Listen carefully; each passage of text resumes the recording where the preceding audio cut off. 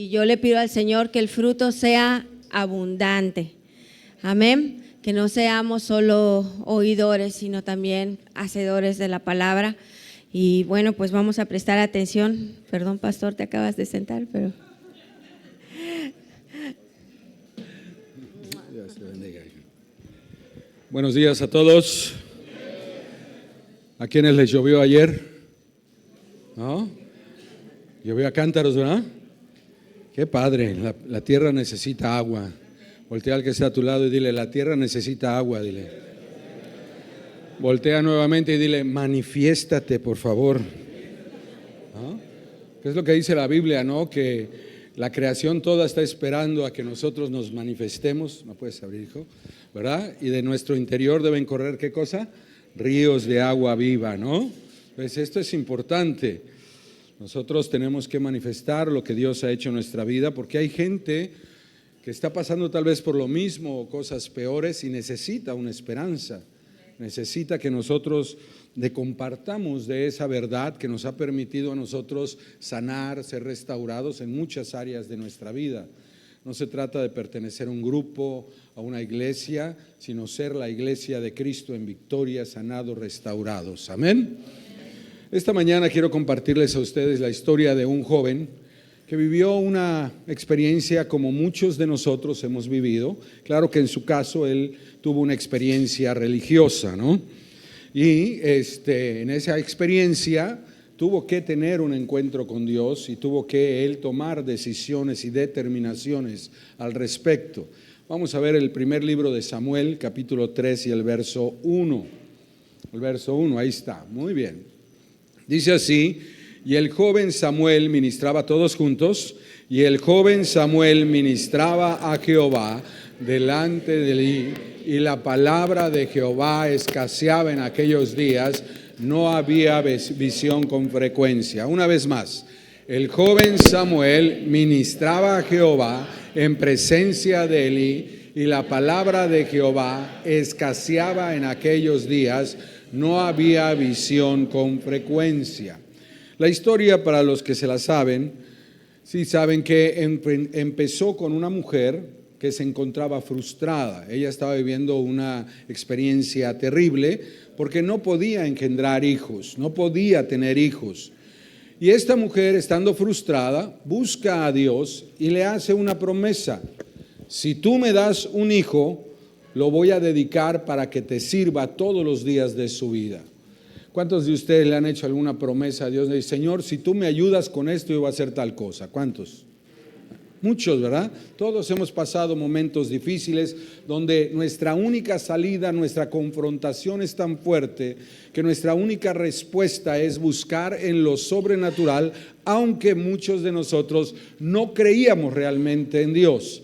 Por ejemplo, su servidor, ante una experiencia muy frustrante con papá, yo salí de una experiencia y dentro de mis, ¿qué será?, 14, 15 años de edad, en la poca experiencia que yo tenía de ir a la iglesia, porque papá y mamá no nos enseñaron a estar yendo a la iglesia, íbamos cada muerte de un judío, hoy sería muy seguido, pero antes no era así, ¿no? Entonces, pues yo iba así y en lo que creía en Dios, simplemente saliendo de esta experiencia frustrante, dije, si existes, te prometo que jamás voy a hacer tal cosa a mi esposa y no pienso ni casarme. Cosas, palabras menos, palabras más. Todos hemos hecho o hemos tenido una expresión parecida. Y esta mujer está pasando un momento muy difícil y le dice a Dios, si tú me das un hijo, te prometo que lo voy a dedicar a tu servicio. Y los que saben esta historia saben que Ana se embaraza. Ella engendra un hijo y entonces le llama a Samuel y en el paso del tiempo lo entrega en el templo para que le sirva a Dios, para que cumpla su propósito. Tanto ella, la promesa que le hizo a Dios, como el niño, el propósito para lo cual Dios se lo había dado, por la promesa que su madre había hecho. Y Samuel fue un niño que creció en un ambiente religioso. Voltea al que está a tu lado y dile, como muchos de nosotros. Donde los servidores de Dios vivían sin respeto a Dios ni a las cosas de Dios. La gente solamente cumplía por cumplir, hacía lo que hacía, Muchos sí venían de todo corazón, pero los que estaban a cargo abusaban de las cosas. El sumo sacerdote Elí consentía a sus hijos y no les ponía límites. ¿Por qué les estoy diciendo esto? Porque recordemos que en el Antiguo Testamento los sacerdotes tenían una línea y se heredaban esto. Se pasaba de generación en generación porque Dios había escogido a la tribu de Leví para que les sirviera en el templo. Y Elí no le ponía ninguna disciplina a sus hijos, no le ponía límites, mucho menos los castigaba o los ponía o los quitaba de sus funciones por las acciones que tenía. Esto se nos hace muy duro hoy en día. ¿Por qué razón? Porque si le decimos a alguien que está mal, estando en una función y que creemos que debe descansar un tiempo, se ofenden. Imagínese que algún encargado de ministerio donde está usted sirviendo, usted comete un error y la persona le dice, ¿sabes qué? Mira, yo creo que es necesario que descanses un tiempo. O que te llamen a decir, oye, ¿por qué le contestaste así a esa persona? ¿O por qué le hablaste así? O imagínense los de bienvenida que ese día venían en su auto, en camión o como sea, viene fastidiado, se peleó con su mujer, los niños no le obedecían, está todo tensionado. Usted entra por la puerta y el de bienvenida dice, ¿qué pasó? Buenos días. ¿Por qué está tensionado?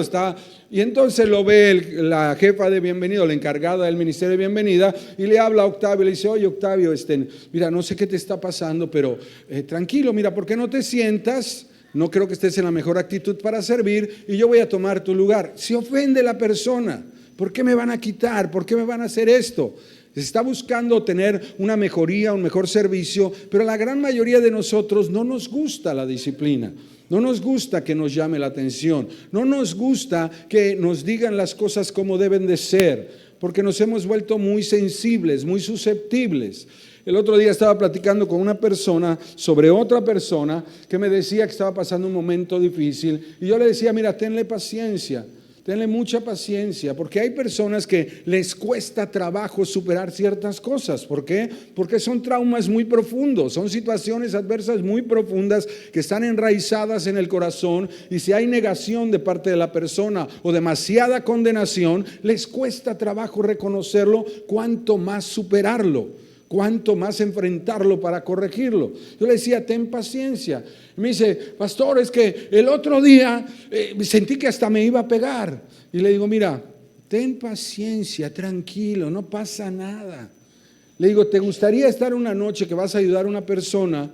Así le di el ejemplo, vas a ayudar a esta persona y a la hora que la estás ayudando, la sacas donde la están maltratando, la estás llevando a su casa, se aloca porque está empastillada y además llama a la policía y le dice que tú estás tratando de abusar de ella y te van a llevar a la delegación. ¿Cómo te sentirías? No la vuelvo a buscar, la dejo allá y no. Le digo, pues eso nos ha pasado a mucha gente. Los que nos involucramos en cosas muy profundas hemos pasado experiencias muy terribles, pero el que más sufrió murió en esa cruz y murió para el perdón de nuestros pecados, para rescatarnos de nuestra maldad. ¿Quién no sufrirá por Cristo cuando está agradecido, sabiendo que Él hizo lo extremo para rescatarnos? Y uno debe también mostrar un amor que no busca lo suyo, un amor que se niega a sí mismo en pro de los demás. Y aquí estaba este sumo sacerdote Elí, que es la máxima autoridad, y no le pone disciplina a sus hijos, no les dice que está mal lo que están haciendo, no los quita de donde están sirviendo, y ellos siguen abusando de todo lo que hacían. Se reunían con las damas a las puertas del templo y estaban cometiendo actos indecorosos, etcétera.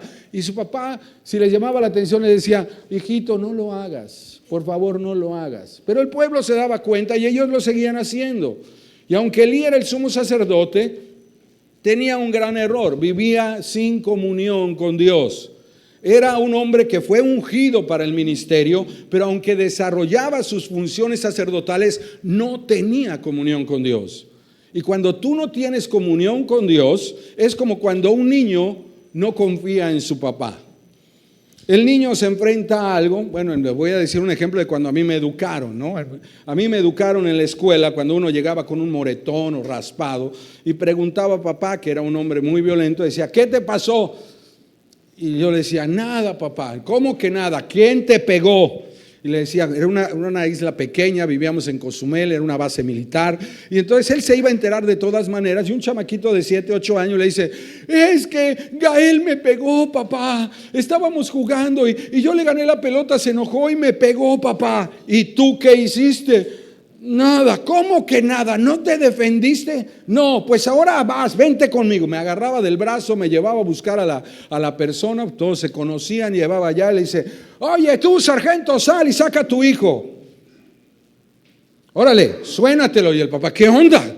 ¿No? Y el papá decía, no, es que le pegó a mi hijo, que se defienda. Y ahí estaban hasta apostando a veces el sargento y el capitán a ver quién iba a ganar. Y si te ganaban y llorabas, te pegaban por estar llorando, porque tiene uno que ser machito, ¿no? Y eran cosas que uno vivía en un momento difícil. Ahora imagínense que yo tuviera la misma disciplina para los que están bajo mi autoridad. Sería terrible.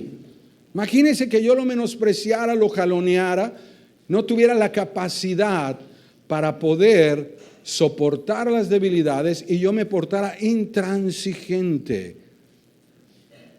El niño no confía en su papá y cuando vuelve a tener un conato de bronca, ¿usted cree que va a llegar a la casa a contarle a su papá? Claro que no. Hasta llega uno y dice, mamá, ¿me avisas cuando venga mi papá? ¿Para qué? Voy a irme a la casa de mi abuelita. Porque mi abuelita vivía 4 o 5 cuadras. Y uno lo que quiere es que papá no lo vea para que no lo enfrente otra vez, para no sufrir la vergüenza o le vuelvan a pegar delante de los niños. ¿Sí me explico lo que estoy diciendo?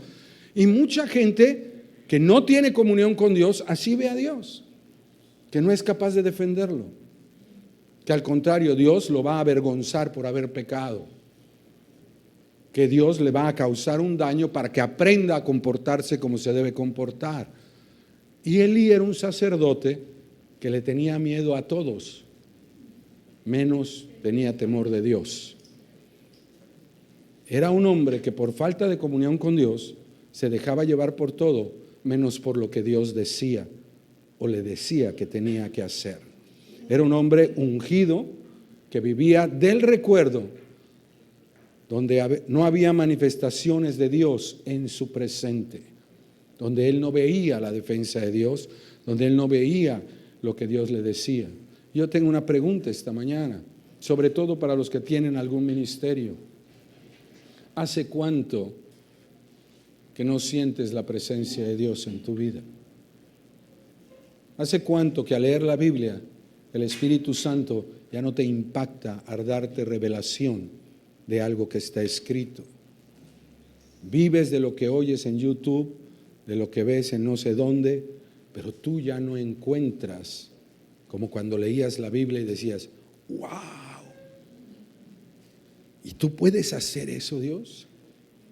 Y cuando tenías una circunstancia adversa, el Espíritu te traía esa palabra y tú decías, Dios me puede defender como lo hizo con Gedeón. Dios me puede sacar de este dolor como lo hizo con Pedro y Juan. Dios todavía puede abrir las prisiones con ángeles. Yo lo creo, Señor. Y aunque me siento aprisionado en esta circunstancia, creo que todavía me puedes sacar de esto, como lo hiciste con los siervos en el pasado. Pero esto solo nace de la convicción de creer que Dios está conmigo, de que la palabra es la verdad y es la vida, que hay poder en el Evangelio para salvación a los que creen. Elí vivía del recuerdo, vivía de cosas pasadas, donde la liturgia se volvió más importante que su relación con Dios. Imagínense que yo me sintiera bien solamente por venir a predicar, de aprender unos buenos sermones y predicarle la palabra. No sentiría lo que hoy está sintiendo al escuchar lo que está usted escuchando, porque el Espíritu ya le está hablando a algunos de ustedes. Donde el servicio para Elí era más que suficiente. Se sabía la palabra, pero ya no tenía la revelación ni la visión de parte de Dios. Y te hago una segunda pregunta esta mañana, y esta es para todos. ¿Tú eres un religioso que cumple o eres una persona que disfruta de las actividades que tiene como iglesia que Dios ha puesto a los que le aman? Porque hay una gran diferencia. El otro día estaba yo en una reunión Y de repente dijeron, vamos a orar. Y yo tengo un tiempo que estoy trabajando, algunos ya lo saben, de una manera interna, porque yo soy un hombre que imagina muchas cosas, se le vienen las ideas, soy muy arrebatado muchas veces. Si usted me dice algo que parece bueno, vamos de una vez, ¿no? Si usted me dice saliendo ahorita, bueno, no sé, estoy emocionado, me dice, vamos a hacer tal cosa, yo me voy con usted y me olvido de la actividad que tengo en la tarde. Así era yo, ¿no? Entonces, tengo que trabajar conmigo, organizado, primero una agenda, porque hay que llevar una agenda. Digo, déjamelo checo. Usted cuando habla conmigo, quiere hablar conmigo, le digo, déjame checo mi agenda y mañana te contacto. Es más, mándame un mensajito para que no se me olvide. ¿Alguno le ha dicho algo así? A muchos, es verdad. ¿Por qué? Porque si soy yo, me despisto muy rápidamente, entonces tengo que usar cosas que me centren al respecto. Y entonces, imagínense que yo estoy en todo esto y dejo la palabra, no busco la palabra, me aloco por otras cosas. Entonces ahora, cuando estábamos en esa reunión, yo estoy sentado, unos se pararon, otros se sentaron, otros estaban hincados, y yo estoy sentado y estoy así, y estoy orando. Algunos estaban gritando, otros estaban llorando, otros estaban respaldando la oración, yo la estaba respaldando también internamente. Y cuando salíamos, que le di el raite a una persona, me dice, oye Octavio, ¿y tú no eres un hombre de oración? Y le dije, ¿por qué la pregunta? No te enojes, dice, pero pues la verdad, yo me acuerdo antes cómo te exaltabas, cómo gritabas, cómo hacías actos proféticos y todo esto, y ahora te veo, cada vez que vamos a orar, las 2, 3 veces que nos hemos reunido, tú estás en silencio. Y le dije, porque estoy tratando con mi yo interior. Yo aquí adentro estoy orando. Necesito encontrar algo que siento de parte de Dios y tiene que ver con sujetar mis pensamientos y mis imaginaciones a la obediencia para centrarme en medio del silencio en lo que Dios quiere hablarme o ministrarme. A algunos les es muy fácil porque hay gente que es muy introvertida y casi no habla. Así que si tú le dices, vamos a orar y ven a Octavio haciendo así, pues va a ser sencillo imitar y dice, es tiempo de oración. Si usted me ve haciendo un acto profético en oración o alguna cosa y usted es muy así como yo, muy carismático, se expresa demasiado rápido y ve usted un acto profético, usted va a golpear, va a saltar y dice, ¡ay, qué padre! ¿Cómo se sentía el Espíritu? Pero el Espíritu no tiene que ver con gritos o con silencio, tiene que ver con la manifestación y que cada uno tenga la capacidad de sentir y recibir lo que Dios nos quiere decir en ese momento. Por ejemplo, ahorita están pasando aquí las ondas de radio y el internet, el wifi, aquí hay un montón de comunicación, pero usted no tiene ni idea de lo que está pasando, pero si usted prende su celular, ¡pum!, capta, porque ellos tienen la capacidad de apercibirse, y un cristiano debe apercibir las cosas que son del Espíritu. Y puedes ver a una persona que está llorando y sentir pobrecita, pero tal vez está llorando de alegría por algo que le ha revelado el Espíritu que tiene tiempo esperando. No solamente se llora de sufrimiento, también de alegría, de reconocimiento. Usted puede estar muy alegre como aquella obra de Garry y ser el hombre más depresivo que existe sin encontrar gozo, aunque haga usted reír a mucha gente. No se deje llevar por la vista, tenemos que aprender a tener discernimiento y a percibirnos en el Espíritu. Y Elise sabía la palabra, pero ya no tenía revelación ni visión de parte de Dios. Sus hijos practicaban el sexo libre, abusaban de sus posiciones, y para ellos la bendición de Dios no significa nada. Y yo le hago otra pregunta esta mañana: ¿te has dejado de sorprender de todo lo que Dios hace por ti? Porque a veces nos acostumbramos, ¿no? Por ejemplo, en mi relación con mi esposa, yo me eduqué porque ella me hizo ver un error que yo tenía y me eduqué. Y yo llego a mi casa y la beso y le digo, buenas tardes, mi amor, ¿cómo estás? ¿Cómo pasaste la mañana? Ayer en la mañana le digo, desayunamos juntos, si quieres que te lleve a algún lugar a desayunar o te hago en la casa. Y me dice, hazme algo, cocíname algo. Le digo, ¿qué se te antoja? Y me dice, hazme una tortilla de huevo con hierbabuena, que es un platillo yucateco para desayunar. Le digo, va. Y fui al patio y agarré 3 huevos de patio.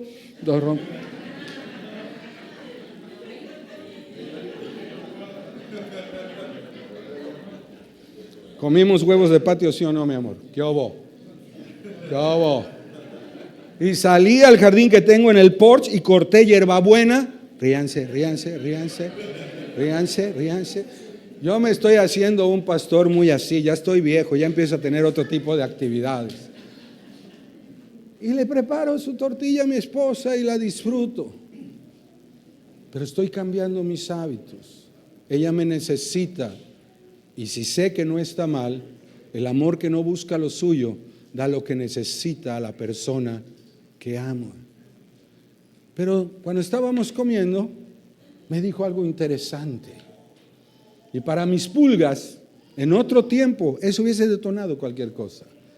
Porque después de que lo está disfrutando, me dice, la próxima vez, amor, échale más hierbabuena para que sepa más.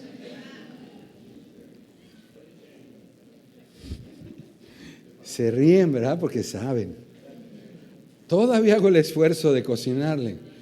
Y la malvada vieja no le gustó lo que hice. Y tengo una excusa para hacerlo. Porque yo antes, cuando me hacía un platillo, me preguntaba, ¿te gustó? Y le digo, sí, nada más le hubiese echado un poquito más de manteca a los frijoles. Y ella, nunca es suficiente, siempre le falta algo. Entonces yo tengo excusa. ¿Ustedes creen que no viera mi memoria? Digo, ahora es la mía. Sí, Señor. Pero eso no es correcto. Rompo la armonía, el ambiente, la muestra de amor. ¿Ustedes creen que la próxima vez va a decir, ¿me puedes hacer una tortillita de hierbabuena? Va a decir que para nada. ¿Por qué? Porque exploté, porque me desquité, porque hice algo que está contrario a lo que debe ser en el amor. ¿Sí me explico lo que estoy diciendo, mis amados? Entonces, él se sabía la palabra, pero no tenía revelación. Sus hijos estaban teniendo prácticas que estaban en desorden de acuerdo a Dios. Y para colmo, no disfrutaban de la bendición. Diga conmigo, ¿es una bendición haber amanecido esta mañana? No dejes de sorprenderte al despertarte, aunque tu mujer se despierte con un pelo como arañas en la cabeza. Y dale gracias a Dios y dile, qué guapa estás esta mañana, mi amor. Ya iba a decir otra palabra, no me dejan. ¿No? Y uno tiene que aprender a disfrutar la vida. Llega la quincena y siempre te estás quejando porque no ganas lo suficiente, pero tienes casa, has comido, te has dado gustos, has ido al cine, te has comido los platillos que has querido o el postre que has querido o has disfrutado algo. No dejes de sorprenderte porque Dios está contigo y está dando cosas buenas para tu vida. Los hijos de Elí abusaban y la bendición para ellos era como nada. Sencillamente tomaban lo que querían y en el momento que deseaban y hacían lo que se les pegaba la regalada gana. Ellos se sabían las reglas. Tengo que ir a la iglesia todos los domingos. Se sabían el orden de las funciones. Vamos a llegar y mira, ¿sabes qué? Vamos a llegar a las 10:20, 10:30 porque es cuando empieza la predicación. Y a mí eso del ruido y la alabanza no me gusta. Pero la Biblia dice, entren por sus puertas con acción de gracias, por sus atrios con alabanza. Alaben al que vive para siempre. Hay que estar en la alabanza. Y no solamente se trata de canto, sino alabar su nombre en cada paso de nuestra vida. Por eso lo hacemos. Se sabían la palabra. Hay algunos de ustedes que me mandan palabras para refutar, palabras con las cuales no están de acuerdo. Está bien, yo no tengo ningún problema. Eso me edifica, yo amplío más. Es más, acabo de ver una serie sobre el Corán y las similitudes con la Biblia. Acabo de aventarme también el libro del Mormón. ¿Por qué? Porque estoy aprendiendo. Así que si le predico que usted va a vivir en un planeta es porque ya tengo influencias. El punto que quiero decir con esto es, estudie la palabra, no solamente se la sepa, busque a Dios a través de la palabra, busque a Dios que le hable, que el Espíritu Santo le guíe a toda la verdad. Pero para ellos no era más que una actividad que tenían que cumplir. Tenían un llamado, pero para ellos no tenía importancia ese llamado. Y esto es para los servidores, los líderes, los encargados, los ancianos, los pastores. Por favor, la labor que tienen es manifestar el reino de los cielos. No se cansen de hacer lo bueno, porque para Cristo servimos, a Él le glorificamos y para Él solo lo hacemos. Pero háganlo de todo corazón. Háganlo de todo corazón. Los hijos de Elí no respetaban ni a Dios ni valoraban lo que era de Dios. Eran llamados, eran bendecidos, pero vivían como si Dios no existiera. Y desafortunadamente, hoy en día muchos cristianos en las iglesias, o que se dicen cristianos, viven así. Son una cosa en la iglesia y son otra en la calle. Saben que hay cosas que no deben hacer, pero como Dios no los castiga, no importa. Por eso Pablo dice, vamos a abusar de la gracia. Van a vivir como si Dios no existiera después de todo lo que ha hecho por nosotros. Los hijos de Elí eran llamados, eran bendecidos, pero vivían, repito, como si Dios no existiera. Por eso escaseaba la palabra de Dios. Por eso no había visión en ese tiempo, porque había pecado, había iniquidad. Los escogidos de Dios no buscaban a Dios ni le respetaban. Dios siempre da revelaciones y visión al que le busca, mis amados. Siempre tiene algo que decirnos. No te canses de buscarle de todo tu corazón. No sabes lo que Dios puede hacer con tu vida. Mucha gente que me conocía en el pasado dice, es que tú eres muy diferente aún en el tiempo que llevas como pastor. Todo es una evolución, todo es un continuo cambio. Y sabes una cosa, yo prefiero ser alguien que nadie conoce, ni yo mismo, si logro ser lo que Dios espera de mí. Sea esto una meta en tu vida, de ser más como Cristo Jesús. Y para crecer tenemos dos cosas que hacer, mis amados. Ministrar a Jehová y saber escuchar su voz. Ponlo por favor, Abraham. Ministrar a Jehová y aprender o saber escuchar su voz. ¿Me pueden poner la frase, por favor, la oración? Cópienla, por favor, porque es la única manera. Tú puedes decidir cambiar, pero el único que transforma es el Espíritu Santo. Y cuando tú sirves a Dios, adoras con todo tu corazón a Dios, buscas a Dios en su palabra, entonces empieza a manifestar el agua que es su palabra. Empieza a discernir tus sentimientos y pensamientos, te los va mostrando y entonces te dice, esta es el área, entrégamela, déjame restaurarla, déjame liberarte, déjame sanar esa herida profunda. Pero si no ministramos a Dios, ¿cómo me puedo encontrar con Dios? Vamos a ver primer libro de Samuel 3:3, por favor. No sé a qué horas empecé, no me fijé. Ok, primer libro de Samuel 3:3. Dice, Samuel estaba durmiendo en el templo de Jehová, póngale ahí, en el templo de Jehová, donde estaba el arca de Dios, subraye también, estaba el arca de Dios, y antes que la lámpara de Dios fuese apagada. Samuel era un joven que sin ser de linaje sacerdotal, dormía en el templo, mis amados, donde la presencia de Dios estaba, pero la presencia de Dios no se manifestaba. ¿Cuántos saben que Dios está en todo lugar? Pero Dios no se manifiesta en todo lugar. Él está dispuesto a manifestarse. El punto es quién está dispuesto a clamar y a honrarlo para que Él se manifieste. Y él está durmiendo donde está el arca del pacto, donde Dios quiere manifestarse. Pero no hay revelación, no hay presencia de Dios. Y Dios no nos deja sin su presencia, mis amados. Dios no nos deja sin testimonio. Él no nos desampara, dice la Biblia, ni nos abandona. Por eso dice que un día antes de que la lámpara de Dios se apagara, una noche, siendo Samuel muy pequeño, oye que le llaman, pero él es un chamaco con mucha iniciativa, es un muchacho servicial, y cuando oye su nombre, él se para y sigue la inercia de su experiencia y va a buscar a Elí, quien es su jefe. Y va y le busca y le dice, dígame Señor, ¿en qué puedo servirle? Cálmate Samuel, comiste demasiados panuchos anoche, te dije que no le pusieras tanto chile habanero, vete a descansar, hombre, ya me despertaste y no me dejas descansar. Y Samuel se va a acostar y sucede una segunda y una tercera vez. Pero en esta ocasión, escúchame bien, Elí, que es un hombre ya religioso, que ya perdió el asombrarse, que ya perdió el reconocer a Dios, que ya no tiene esa comunión con Dios, recuerda su pasado.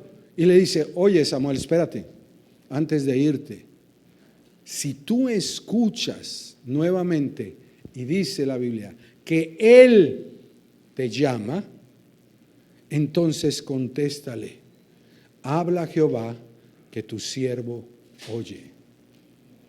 Yo creo que Samuel se quedó así, eso fue para el tiempo de los apóstoles, eso fue en el libro de los Hechos. Y algunos están diciendo, pastor, está hablando del Antiguo Testamento. Sí, pero es algo que se oye hoy en día, ¿verdad?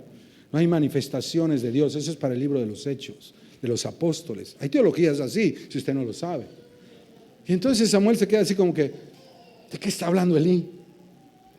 Yo nunca he sentido a Dios ni nada. ¿De qué hablas, Elí? Le dice, por favor, ve. Y si escuchas que Él te habla, dile, habla a Jehová, que tu siervo escuche. Y se va a acostar. Samuel, siendo un joven que había crecido en un ambiente acartonado por la religiosidad, donde los escogidos vivían en pecado y sin respeto a Dios, ni las cosas de Dios les importaban. Luego lees en el versículo 10 que Samuel se va a acostar y escucha nuevamente que le llaman. Y él responde tal como Elí le dijo, habla a Jehová, que tu siervo oye. Una persona obediente. Samuel era una persona dispuesta, que no se permitía tener resentimientos, era enseñable y era humilde. ¿Qué no fue nuestro Señor Jesucristo que dijo, aprended de mí, que soy manso y humilde? Él nos pide y nos dice, sean de esta manera, tengan esas características. Volvamos a primer libro de Samuel 3:1, por favor. Vuelve a ponerme esa cita, por favor. 1 Samuel 3:1. Gracias. Dice ahí, el joven Samuel ministraba a Jehová. Número 1, servía a Dios.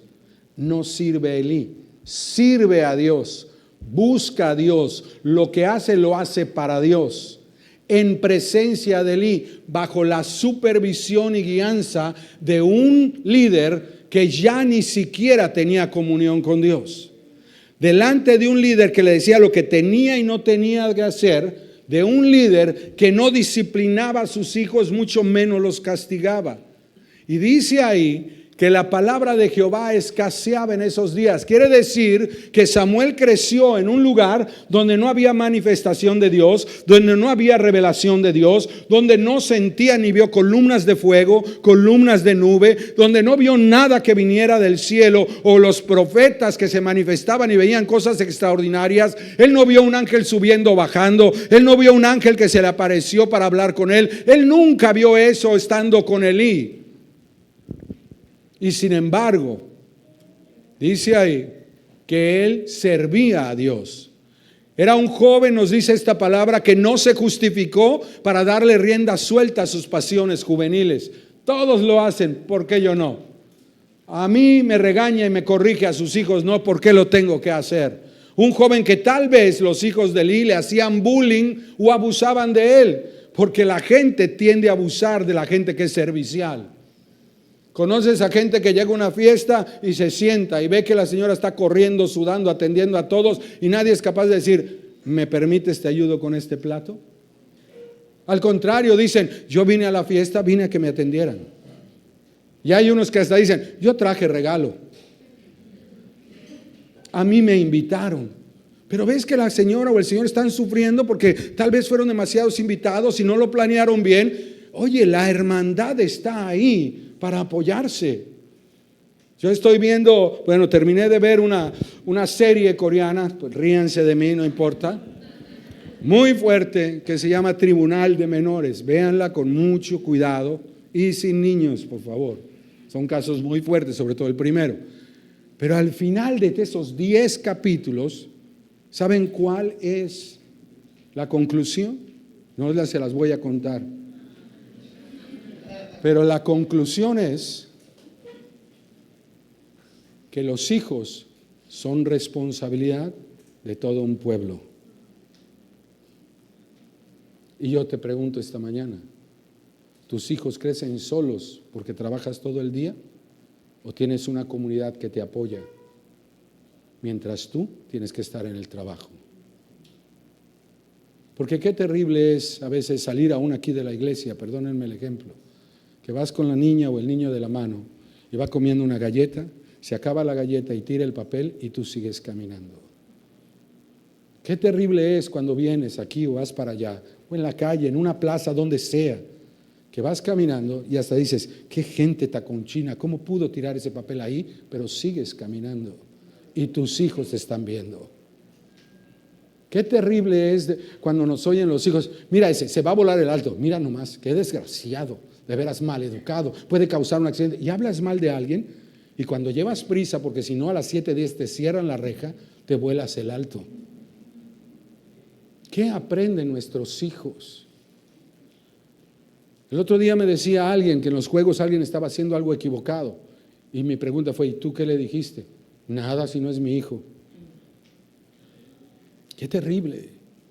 Voltea al que está a tu lado y dile, tú eres mi hermano y me importa lo que te suceda y me alegro por la bendición de Dios en tu vida. Y aunque no es mi tema, en esta serie, ¿saben de qué se trata?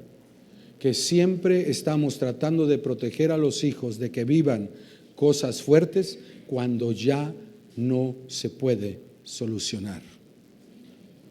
Y nos corrompemos porque sentimos tanta culpa de haberlos dejado o mal educado, que además usamos la corrupción para que ellos no paguen por lo que hicieron.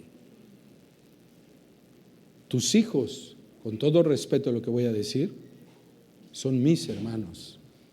Mis hijos son tus hermanos. Y si yo veo que uno de tus hijos se cae, voy a velar por él. Si yo veo que está corriendo un niño de 8 años, espérate, hijo, tienes desamarrada la agujeta. Me inclino y se la amarro y dile, sigue jugando. Porque no lo voy a detener de que corra, es un niño inquieto, tiene que sacar toda su energía, etcétera. Pero lo voy a proteger. ¿Tú harías lo mismo por el hijo de alguien más? ¿Harías lo mismo por la hija de alguien más? ¿O simplemente es, pues para qué no lo cuida Octavio? Debería estar aquí viendo que corran sus hijos. Mis amados, Samuel creció de esta manera. Los hijos de Elí tal vez le causaban hasta bullying y abusaban de él. Él era un joven que veía que Elí no le llamaba la atención a sus hijos por las cosas que hacían. Pero a él seguramente, porque dice que ministraba Jehová delante de Elí. Seguramente Elí lo corregía cuando no hacía las cosas bien. ¿Por qué no se resintió? ¿Por qué no dijo, ni siquiera eres mi papá? ¿Por qué no se resintió con la vida? Mi madre me abandonó en medio de toda esta circunstancia. Samuel pudo haber declarado muchas cosas, autojustificarse por el mal comportamiento de los otros muchachos y hacerse igual a ellos. Pudo haberse resentido con la vida.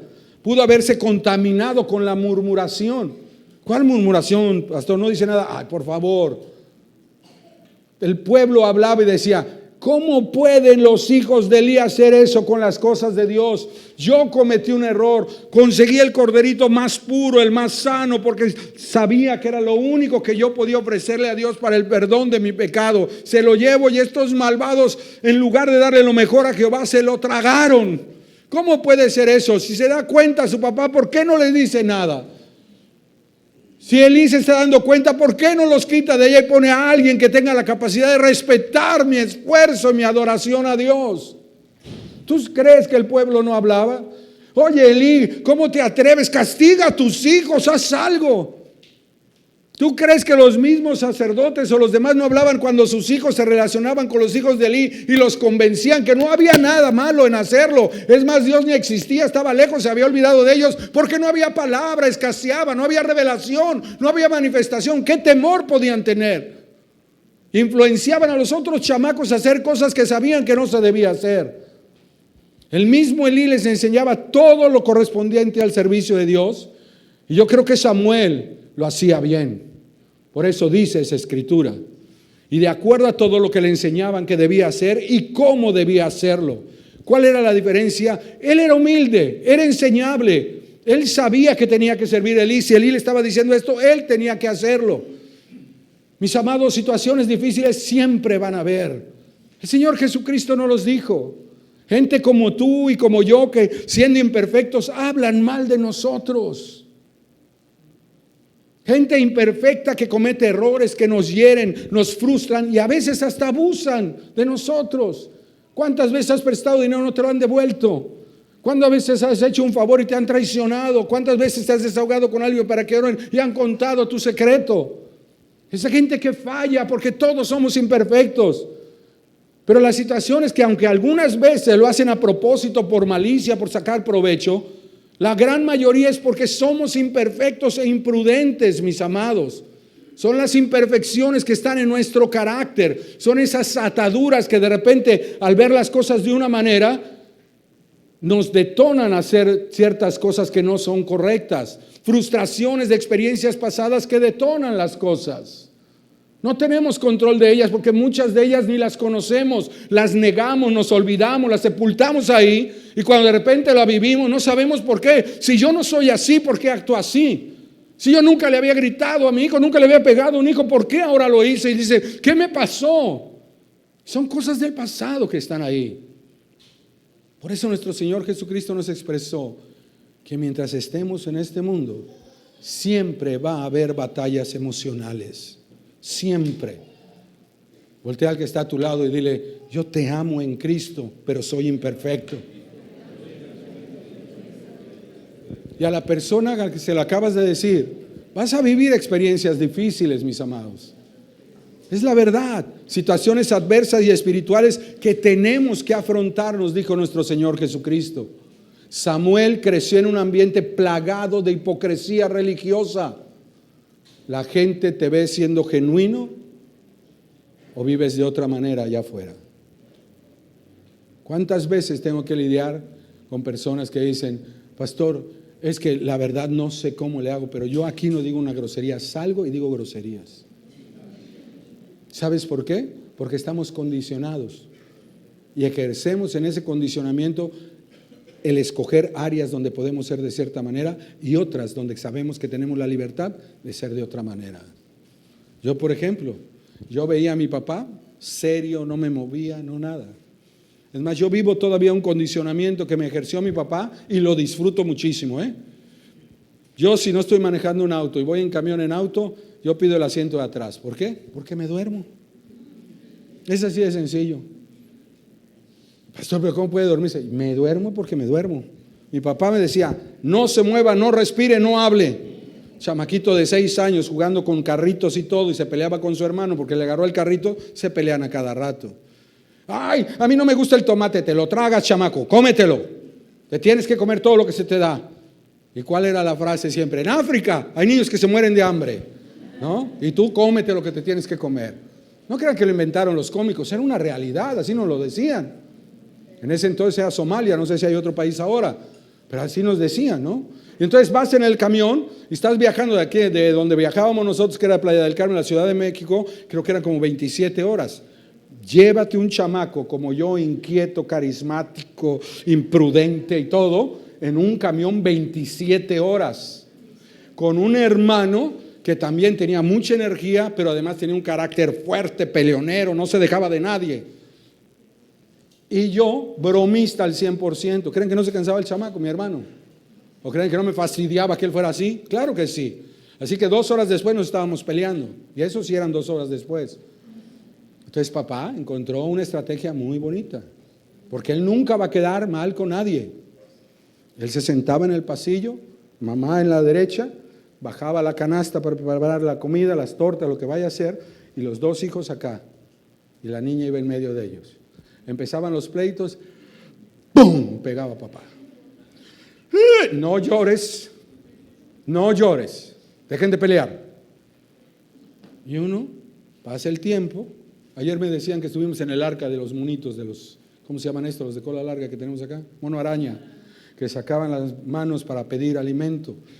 Y de alguna manera ahora en el arca sacan la mano y acarician. Pero si alguien le hace, ¡hey!, enseguida mete la mano. ¿Por qué? Porque le pegaron tanto para que no jalara el pelo si no le daban de comer, que ahora ya no piden de comer. Este monito así lo entrenaron. Papá pega, yo no quiero que me pegue. Yo lloro y me pegan más, no voy a llorar. Entonces, ¿qué hacía? Y me dormía. Por eso usted me sube a un auto ¿Quién va a manejar? ¿Gabriel va a manejar? Pues buenas noches. Los que hemos salido de pesca lo saben. Yo me subo a una lancha, me pongo en la orilla, pongo mi codo, hago así mi cabeza, inclino mi gorra y pasa media hora, una hora, abro los ojos y falta mucho. No, ya llegamos, perfecto, a lo que sigue. ¿Por qué estoy diciendo todo esto? Porque todos tenemos ciertas actividades que realizamos inconscientemente y se manifiestan cuando vivimos una experiencia. Y muchos de nosotros tenemos tantas imperfecciones, traumas o ataduras que en una experiencia detona algo de ti, saca algo que está muy profundamente arraigada. Y no es porque seas malo, es que somos imperfectos. Samuel sencillamente fue un joven que creció junto a Elí, vio todos estos malos testimonios, pero él obedecía y servía haciendo lo que debía, porque eso era lo correcto. Nuestro reto, mis amados, es entender, escúchame bien esta mañana, tu reto y mi reto es entender que Dios usa aún lo visiblemente incorrecto para preparar nuestro carácter. Lo voy a repetir. Dios usa, ponlo por favor la oración, lo visiblemente incorrecto para que nosotros podamos madurar. Te lo voy a decir en una frase que a mí me gusta mucho, pero ya la repetí mucho que no la he querido usar. Lo que te choca en una relación, checa tu interior. Y Dios usa esas diferencias para que tú desarrolles mejores virtudes y puedas madurar emocionalmente, para que puedas soltar esas frustraciones e ir sanando al enfrentarte a esas circunstancias adversas que vives con cualquier persona de las que están aquí o en la calle. Pero ¿quién estará dispuesto a guardar su corazón para obedecer a Dios y hacer lo que es correcto? La decisión es de cada uno. Porque el reto más grande es ser humildes y comprender que hay gente puesta en autoridad porque Dios los ha puesto a propósito. Pero tampoco estoy diciendo de que Dios dijo, voy a hacer que maltraten a Octavio, que sea el hombre más frustrado, más explosivo, para que sus hijos sean mejores. Eso no es así. Dios no permite la maldad para que otros sean mejores. No es así. La maldad existe porque nosotros nos sometimos a la obediencia a la serpiente antigua. Y ahora vivimos en un mundo caído e imperfecto, donde alguno se va a volar el alto, nunca se lo pasa, pero ese día su mujer está embarazada, está dando a luz y se lo revienta. Se pasa el alto y usted venía, se confió y lo chocaron. La señora aborta, usted está inconsciente en el hospital, pasa una desgracia y usted dice, Dios, ¿por qué lo permitiste? Y Dios dice, espérame, chavo, ¿qué onda aquí? Ustedes se crean el propio mal en el que están viviendo, porque nadie se determina a hacer lo que es bueno y lo que es correcto. Porque antes de ser mansos y humildes para obedecer por amor a mí, mis mandamientos y estatutos, prefieren vivir como si no existo. Se les olvida de tener comunión conmigo y que deben dar fruto del Espíritu que les guía a toda verdad. Y que deben dejar que esa verdad les gobierne para que ustedes puedan ser luz en medio de estas tinieblas. Elí era el sacerdote, un mal ejemplo como padre de familia, pero era la autoridad y Samuel se sujetó a él, aprendió lo que era correcto y lo puso por obra. Y por ser obediente a Elí, Samuel aprendió a identificar la voz de Dios. Samuel aprendió a tomar lo bueno y a desechar lo malo.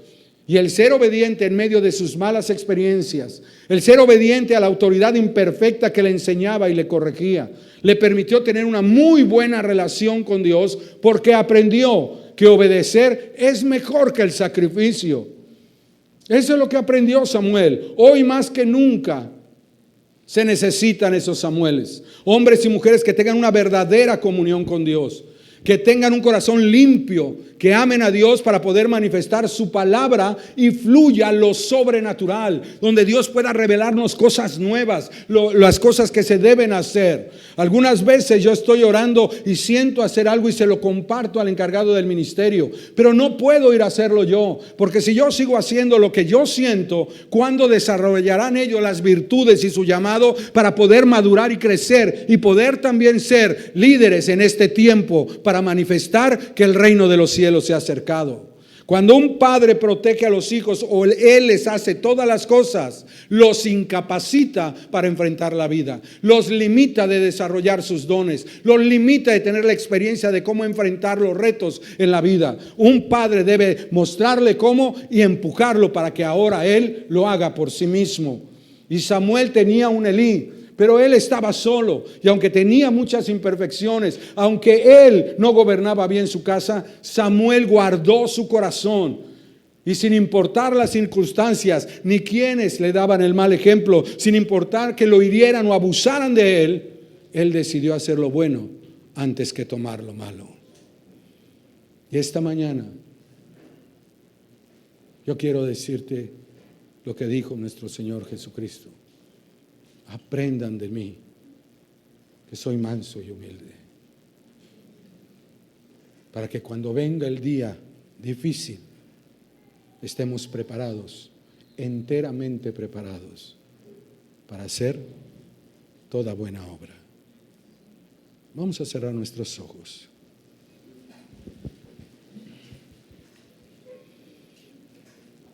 ¿Qué experiencias has estado viviendo que te has dejado influenciar por ellas?